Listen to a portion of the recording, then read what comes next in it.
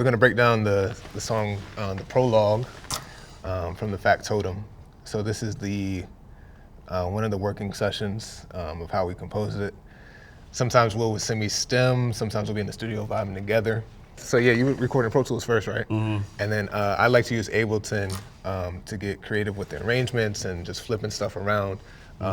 And doing it this way gives us an opportunity to like create things that like the paper can't do, you know, like putting effects on it and like different instrumentation. So, so here I think we started out, I added some strings with this plugin from Contact. Doing it this way kind of gives us an idea of the sound world because we spend a lot of time in the studio together just vibing out before we write anything down, just to get an idea of what it sounds like, blending the operatic voice with something that's like very beat heavy.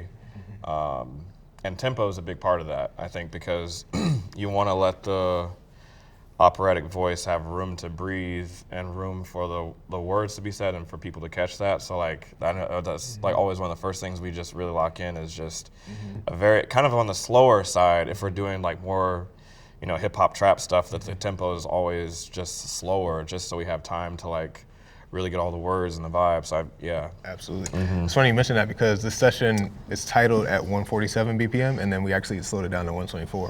So yeah, no, it's always slower than what we think it is. Absolutely. Just because, the words and like the vowels and how things sit just all have to line up. So, we're getting that hip hop trap, effect and the beat and the sound, but also like making sure the operatic voice is served well. Rhythmically, like finding something to replace like the normal trap drums, because that gets in the way of the operatic voice a lot. And hearing you in Fire, like hearing the drum set with the voices, I was like, okay, cool, that works in certain places, and then like we can take it out here and we can use different orchestration. So it's really dope to just have technology nowadays that I can, that we can get a full orchestra at our fingertips, or timpanis or like whatever it is. Yeah. And even something like this, like which is just I'll solo this track, is a heartbeat. Just like something simple like that. That just drives everything. You don't need anything else with your voice on top of it. Yeah. Then it's perfect.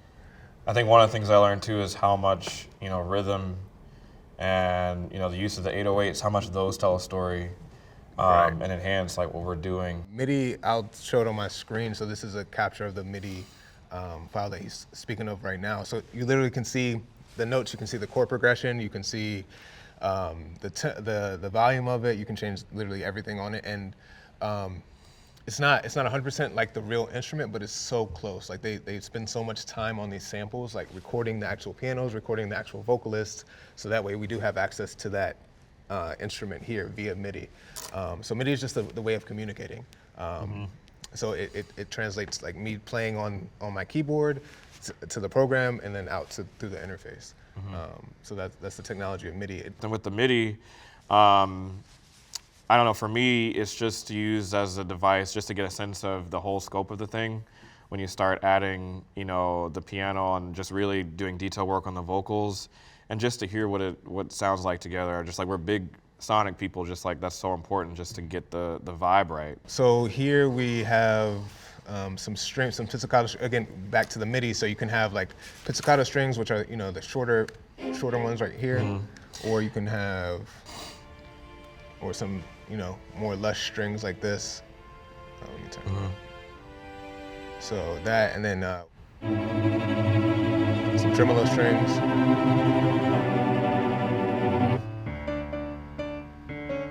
Piano. And what's really cool working with Will is that, man, this guy can transform his voice into all the characters. So like, some of the sessions will have literally all the characters. And here we only have Mike and Garby, which is still cool because they're both men, so I really get a sense of like, okay, obviously this is Mike in the FACTOTUM and what Garby will sound like back and forth, and I can pan them to my left and right and get all the vocal stacks in one session and really get a sense of the full sonic scope.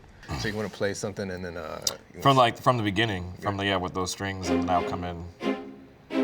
And this is a little bit of the prologue with the brothers on both sides of the stage at the beginning of the show. or towards the beginning of the show.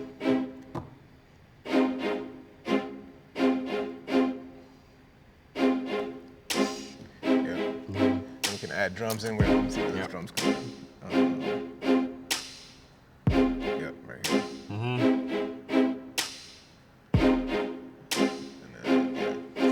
Well, if it ain't my two-faced head case of a brother fake, smiling, think he's styling and profiling, big brother don't know how we move so differently and got the same mother. He can shine in the streets, but he's shady undercover and the sheets. Something like that. Yeah. And then, exactly. And then just for the screen capture reference, as you see, as time goes on, the instruments just keep adding in, and we get that more support with the 808 right here. Where is it? You put it right here on the. It's real subtle. yeah, that's right. Yeah, it's real subtle. But even just that matters. Yeah, it adds such a difference. And then if you keep, and then like going back to that drive, like the difference between kind of Mike's vibe and then Garby's vibe. So Yeah. Oh yeah, right. Yeah. Exactly. And after I finish my little bit, then the beat kind of just.